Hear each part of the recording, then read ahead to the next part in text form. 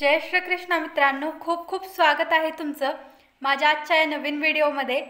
तर काल आपण काही श्लोक, त्या श्लोकांचे अर्थ व त्याचं तात्पर्य जाणून घेतलं। तर आज आपण पुढील श्लोकाचा अर्थ व त्याचं तात्पर्य जाणून घेऊयात। तरी देखील तुम्हाला काही प्रश्न विचारायचे असतील भगवान श्रीरामांविषयी किंवा भगवान श्रीकृष्णांविषयी, तर ते तुम्ही मला निश्चितच विचारू शकतात। तुमच्या प्रत्येक प्रश्नाचं मी नक्कीच उत्तर देईन। तर आजच्या श्लोकाचा आपण अर्थ जाणून घेऊयात आणि त्यानंतर त्याचं तात्पर्य जाणून घेऊयात। तर सर्वप्रथम आपण अर्थ जाणून घेऊयात की या श्लोकाचा अर्थ काय आहे। तर या श्लोकाचा अर्थ असा आहे, हे भरतवंशजा, या देहामध्ये जो वास करतो त्याचा कधीच वध होऊ शकत नाही, म्हणून कोणत्याही प्राणीमात्रासाठी तू शोक करण्याची आवश्यकता नाही।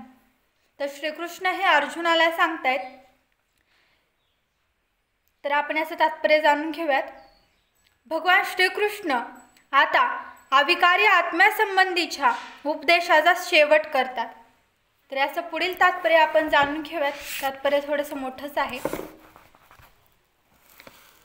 अमर आत्म्याचे अनेक प्रकारे वर्णन केल्यानंतर भगवान श्रीकृष्ण ठामपणे सिद्ध करतात की आत्मा अमर आहे आणि शरीर क्षणभंगूर आहे।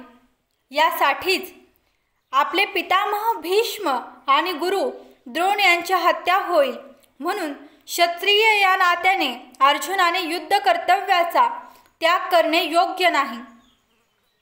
भगवान श्रीकृष्णाच्या अधिकृत प्रमाणांवरून मनुष्याने निश्चितपणे जाणले पाहिजे की भौतिक शरीराहूनही भिन्न असा आत्मा असतो। असे नाही की आत्मा नावाची गोष्ट अस्तित्वात नाही किंवा रासायनिक प्रक्रियांमुळे भौतिक परिपक्वतेच्या एका विशिष्ट अवस्थेमध्ये जीवाची लक्षणे प्रकट होतात। आत्मा जरी अमर असला तरी हिंसेला प्रोत्साहन दिलेले नाही, पण त्याच वेळी युद्ध काळामध्ये आवश्यकता असल्यामुळे हिंसेचा निषेधही केलेला नाही।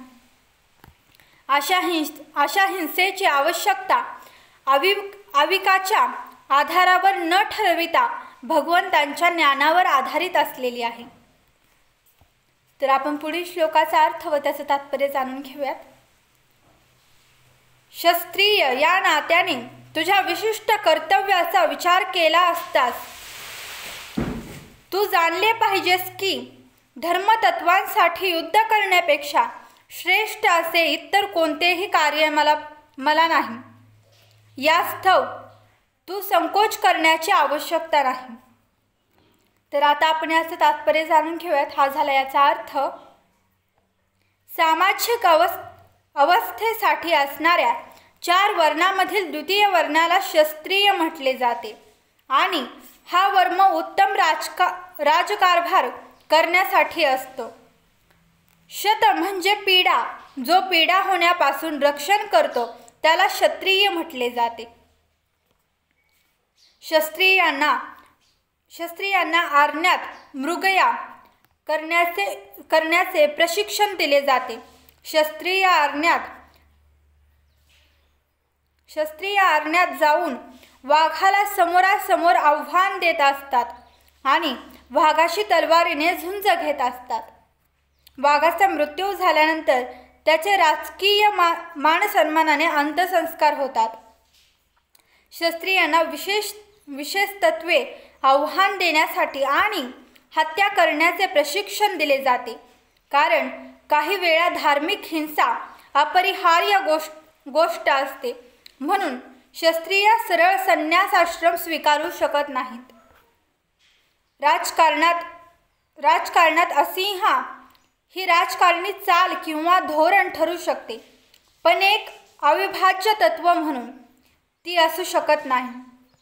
धार्मिक न्याय संस्थेमध्ये सांगण्यात आले आहे की रणभूमीवर एखादा राजा किंवा क्षत्रिय मत्सरी राजाशी लढणे तेव्हा मृत्यूनंतर तो स्वर्ग प्राप्ती करण्यास योग्य होतो। त्याचप्रमाणे ब्राह्मणही अज्ञानामध्ये पशूंची आहुती देऊन स्वर्ग प्राप्ती करतात, म्हणून धार्मिक तत्व पालनासाठी रणभूमीवर हत्या करणे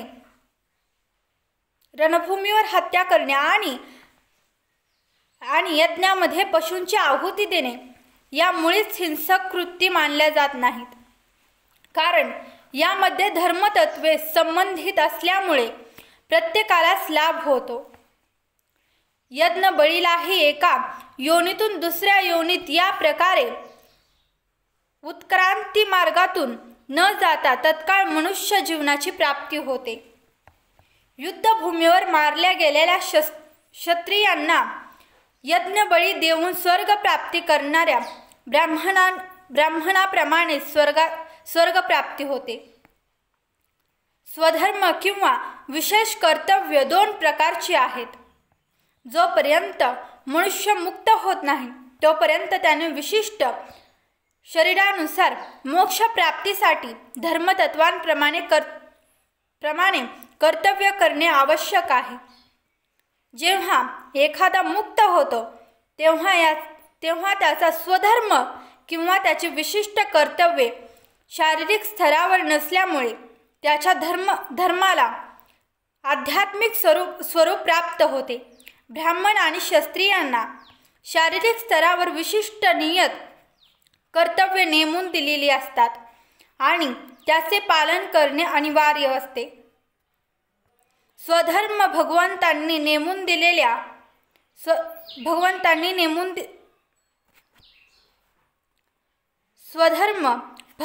नेमून दिलेला आहे आणि याचे स्पष्टीकरण 4थ्या अध्यायात केले जाईल. 4था अध्याय जो की आपण आता यानंतर जाणूनच घेणार आहोत. हा आता सध्या आपला 2रा अध्याय चालू आहे, तर याचं पुढील तात्पर्य जे आहे ते आपण जाणून घेऊयात. शारीरिक स्तरावर स्वधर्माला वर्ण श्रमधर्म किंवा मानवाच्या आध्यात्मिक ज्ञानप्राप्तीचा मूलभूत आधार असे म्हटले जाते.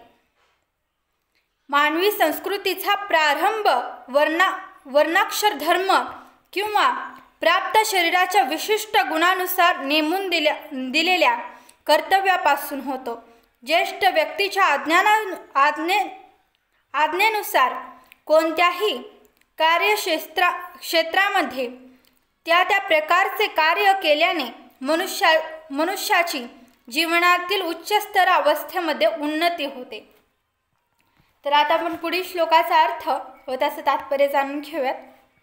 हे पार्थ, प्रयत्न न करताही अशा युद्धाची संधी प्राप्त झालेल्या क्षत्रियास खरोखर सुखी आहेत, कारण या संधीमुळे त्याच्यासाठी स्वर्गाची द्वारे सहज उघडी होतात. तर आता आपण याचं तात्पर्य जाणून घेऊयात. अर्जुन म्हणाला होता की मला या युद्धापासून कल्याणकारक असे काहीच दिसत नाही. यामुळे शाश्वत नरकवासनाच भोगावा लागेल. तेव्हा अर्जुनाच्या या प्रवृत्तीची विश्वाचे आदिगुरु भगवान श्रीकृष्णांनी निंदा केली होती. अर्जुनाने अशी, तर याचं पुढील तात्पर्य जे आहे ते आपण जाणून घेऊयात. अर्जुनाने अशी विधाने केवळ अज्ञानामुळेच केली होती. त्याला अहिंसक होऊन स्वतःचे नियत कर्म करावयाचे होते. क्षत्रियाने रणांगणावर असूनही असिंहक बनावे हे मूर्खाचे तत्वज्ञान आहे.